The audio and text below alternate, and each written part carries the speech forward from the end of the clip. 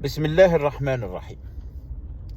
استكمالا للحلقة السابقة عن اللي كانت عن الاتفاق السعودي الإيراني في بكين وتسريحات وزير الخارجية المصري السيد سامح شكري حول شروع اثيوبيا في الملء الرابع لسد النهضة. ردود فعل متباينة أبرزها ما جاء على لسان السياسي والمحنك فيلسوف الشباب السيد محمود رضا مكاني، وأوجز عدة نقاط بخصوص الاتفاق السعودي الإيراني الذي عقد في بكين. أن المملكة بهذا الاتفاق تسعى إلى صفر مشاكل، شيء جيد، وأن سوف تتأثر عواصم عربية عدة بهذا الاتفاق،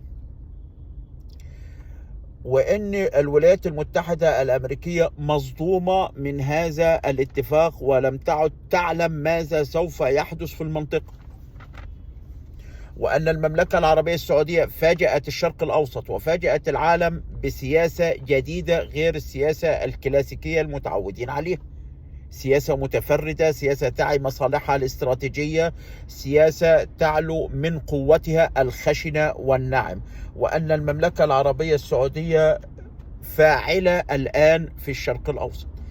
عدة نقاط أوجزت الاتفاق من فيلسوف الشباب طبعا بطبعه، وأن المملكة تسعى لطرح نموذج قيادي جديد في الشرق الأوسط. على كل حال هناك بعض الردود من خوارج العصر اللي شككت في الاتفاق واللي شككت في التبعية، ودول ما معهمش غير بيشكوا في اي حاجه، يعني حتى نفسهم هم بيشكوا فيها يعني، والردود موجوده على اليوتيوب. الاتفاق السعودي الايراني اعلاء للمصلحه العربيه والمصلحه المملكه العربيه السعوديه والمصالح الاستراتيجيه. المملكة العربية السعودية يكفي أن الاتفاق نقطة عدم التدخل في شؤون الداخل ده يتعارض مع الدستور الإيراني. في مادة في الدستور الإيراني بتنص صراحة على تصدير الثورة الإسلامية خارج القطر الإيراني. خلي بالك ودي عقيدة موجودة للنظام الإيراني قامت عليه. خلي بالك للموضوع ده، يعني لما ترغم المملكة إيران على القبول بتعطيل الدستور وتعطيل ثوابت الثورة الإسلامية الإيرانية، ده إنجاز يحسب للسياسة السعودية ويحسب للقيادة السعودية. سلم لنا سيدي خادم الحرمين الشريفين وسيدي ولي العهد، وسلمت لنا المملكة العربية السعودية من كل سوء وعبء. الموضوع الثاني جيت عليه إني عن سد النهضة وتسريحات وزير الخارجية المصري، وإن في التوقيت ده جاي بعد السنوات دي كلها وبيفتكر التسريحات القوية اللي زي دي. الموضوع لا يقاس بالدرجة دي، الموضوع لا يقاس بأن احنا جينا في التوقيت ده، لكن تسريحات وزير الخارجية المصري في ذلك التوقيت تزامن مع بدء اثيوبيا تشرع في الملء الرابع، والملء الرابع يمثل خطر حقيقي على مصر. والتسريح كان جاي ما فيش لبس، كل الخيارات مطروحة، وان مصر قدرتها لا نهائية، وان هي قادرة على حماية امنها المائي ومصالح شعبها. ده موضوع لا يحتاج اللبس فيه، منتهي.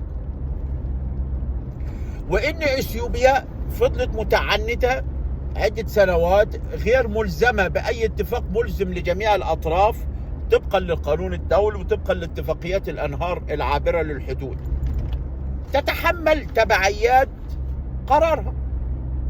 لكن اوعى تفكر لحظة واحدة ان القيادة السياسية او القوات المسلحة المصرية تغفل عن قطرة ماء واحدة. مش ممكن، مستحيل. احنا تحملنا بعض الظروف الاقتصادية وتحملنا كثير من أجل تسليح القوات المسلحة، من أجل أن تكون القوات المسلحة هي رقم 13 أو 12 على مستوى العالم عشان تلك اللحظة.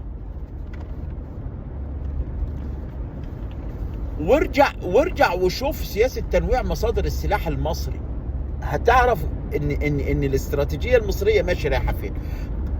قاعدة برنيس العسكرية، الاسطول الجنوبي في البحر الاحمر، قاعدة محمد نجيب في مطروح، هتعرف توجهات السياسة المصرية رايحة فين، هتعرف آليات الجيش المصري رايحة فين، هتعرف مصادر قوة التسليح المصري. وده اللي خلاه اللي بيرد على بعض الناس اللي بتقول لك هو ليه الجيش بيعمل مصانع. خلي بالك على مشروعات الخدمة الوطنية اللي أنشئ سنة 79 أيام الرئيس السادات وباقتراح من المشير أحمد بدوي، وتعاظم دوره في عهد المشير محمد عبد الحليم أبو غزالة.